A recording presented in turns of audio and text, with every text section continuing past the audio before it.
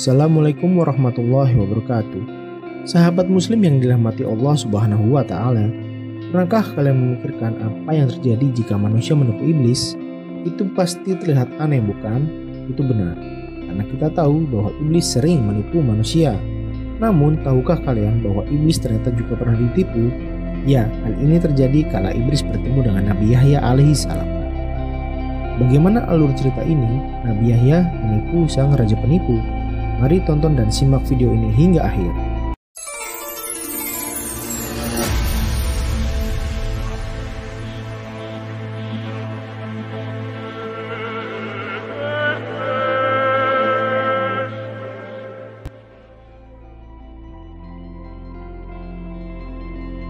Iblis dikenal sebagai raja tukang tipu.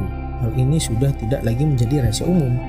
Ia bahkan dapat disebut sebagai the greatest all of time quote-nya dalam hal penipuan. Tidak terhitung berapa banyak penipuan yang dilakukan iblis terhadap manusia sepanjang zaman. Banyak keturunan Adam terjerumus ke dalam lembah dosa dan kesesatan sebagai akibat dari perbuatannya. Karena kesalahan mereka, bahkan Nabi Adam sendiri dikeluarkan dari surga. Sebagaimana kita ketahui bahwa Nabi Adam dan istrinya Hawa dikeluarkan dari surga karena mereka melanggar aturan Allah. Setelah Nabi Adam dan Hawa mengikuti perintah tersebut, iblis datang untuk menggoda mereka dengan janji palsu. Terbujuk oleh rayuannya, Adam dan Hawa memakan buah dari pohon tersebut, dan karena itu mereka diturunkan ke bumi. Namun demikian, iblis dan sahabat-sahabatnya juga pernah kecewa karena mereka tidak dapat menipu Nabi Yahya alaihissalam. Iblis pada suatu waktu mengunjungi para nabi dan berbicara dengan mereka. Nabi Yahya bin Zakaria adalah yang paling enak diajak bicara menurut mereka. Ketika iblis tiba di hadapan Nabi Yahya, dia segera membentak iblis dan memintanya untuk menunjukkan wujud aslinya. Mereka berdua melanjutkan percakapan berikutnya setelah menjawab beberapa pertanyaan awal.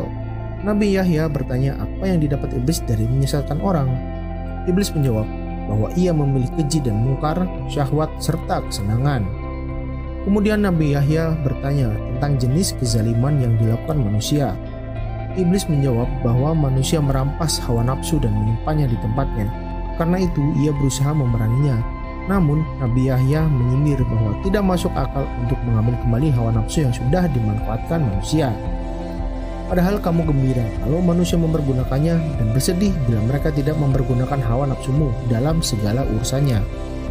Iblis pun menjawab, ya, aku tidak bersedih dan justru bersenang dan gembira sebab hal itu berarti dia telah memilih kebutuhanku. Aku malah bersedih kalau dia tidak mempergunakan aku, tidak meminta kebutuhanku, itu karena ia telah mengambilnya dariku. Aku juga tidak berharap dia mengembalikan sebab hal itu telah melekat padanya. Aku hanya ingin dia mempergunakan. Oleh karena itu, aku berusaha dengan berbagai cara dan meneranginya dengan segala tipu daya. Aku kerahkan segala perangkat dan sarana. Aku keluarkan semua hiburan termasuk alat-alatnya. Lalu aku pukul, aku gerak, dan aku lambaikan dengan dia melihatnya. Inilah yang belum aku pernah ceritakan kepada siapapun. Semenjak aku diciptakan, seandainya aku tidak melihat kelebihan dan kemuliaan yang Anda miliki, wahai Yahya, aku tidak akan menerangkan semua ini pada Anda.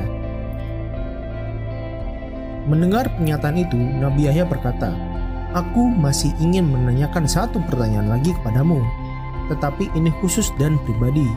Dia kemudian bertanya kepada iblis, apakah Anda menemukan peluang untuk menggoda diriku dengan ucapan atau tingkah laku Anda? Iblis menjawab secara umum, tidak ada. Hanya ada satu hal dari Anda yang menarik bagiku, dan itu cukup bagiku untuk membuka pintu utama. Ketika Nabi Yahya mendengar pernyataan iblis itu, hatinya bingung dan jiwanya kaget, dan wajahnya menjadi suram. Kemudian Nabi Yahya bertanya lagi, apakah itu iblis? Iblis pun kembali menjawab, Anda memiliki kecenderungan untuk terlalu banyak makan yang dapat mengganggu pencernaan Anda. Anda adalah orang yang banyak makan, dan jika Anda terlalu banyak makan sehingga menyebabkan masalah pencernaan, kondisi Anda menjadi lemah, mengantuk, malas, dan kadang-kadang Anda tidur di saat Anda harusnya bangun untuk beribadah. Ini yang menarik bagiku dan diri Anda. Apakah situasi ini memberimu kesempatan untuk menggodaku? Tanya Nabi Yahya kepada iblis, dan iblis menjawab, ya. Lalu, apa yang membuatmu gembira dengan itu? Sambung Nabi Yahya. Anda tidak mencampkan apa yang aku sebutkan padamu. Aku akan mengiring Anda pada sesuatu yang dibenci oleh Allah, yang tentu saja akan menjadi sesuatu yang aku suka. Tetapi ketika manusia memilih sesuatu yang aku benci, aku tidak berdaya atasnya. Jadi aku berusaha sekuat tenaga untuk menipunya sampai dia memilih apa yang aku sukai. Semua itu aku lakukan karena hidupku bergantung pada apa yang aku sukai disukai pula oleh manusia. Sebaliknya, kematian, kebinasaan, kehinaan, dan kelemahanku terletak pada apa yang aku benci dimanfaatkan manusia.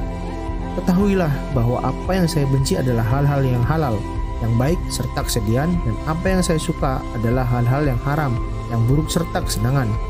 Anda sangat beruntung Yahya, karena Allah telah mengingatmu tentang hal ini. Hal itu dikatakan oleh iblis karena dia telah memberitahu Nabi Yahya tentang peluang yang mungkin ada. Kemudian Nabi Yahya bertanya, apakah ini satu-satunya kesempatan yang bisa kamu terima dariku sepanjang hidupku? Iblis menjawab, ya, tidak ada lagi, tegas iblis. Nabi Yahya kemudian berkata, setelah itu aku berjanji kepada Allah Subhanahu wa Ta'ala untuk tidak meninggalkan dunia dengan kenyang. Setelah mengetahui bahwa Nabi Yahya telah mengantisipasi tipu daya iblis, iblis menjadi marah dan sedih mendengarnya. Iblis mengatakan bahwa Anda telah menipuku dan membuatku kesal, dan keinginan saya untuk menggoda Anda telah gagal. Karena itu, iblis marah dan meninggalkan Nabi Yahya. Sahabat muslim yang diridhoi Allah Subhanahu wa Ta'ala, yang diceritakan dalam kisah ini mengajarkan kita bahwa iblis akan selalu berusaha memperdaya kita kapanpun dan dimanapun. Tujuannya adalah untuk membuat kita sesat dan menjauh dari hal-hal baik. Sebagai orang beriman, kita harus mengendalikan hawa nafsu kita dan selalu mengharapkan perlindungan Allah Subhanahu wa Ta'ala. Karena jika kita bisa dibuat jauh dari kebaikan hanya dalam hal makan, apalagi hal lain. Bagaimana? Adakah di antara kalian yang tahu doa atau teknik khusus untuk mengendalikan hawa nafsu yang kadang-kadang sulit untuk kita kontrol? Jangan lupa tulis di kolom komentar.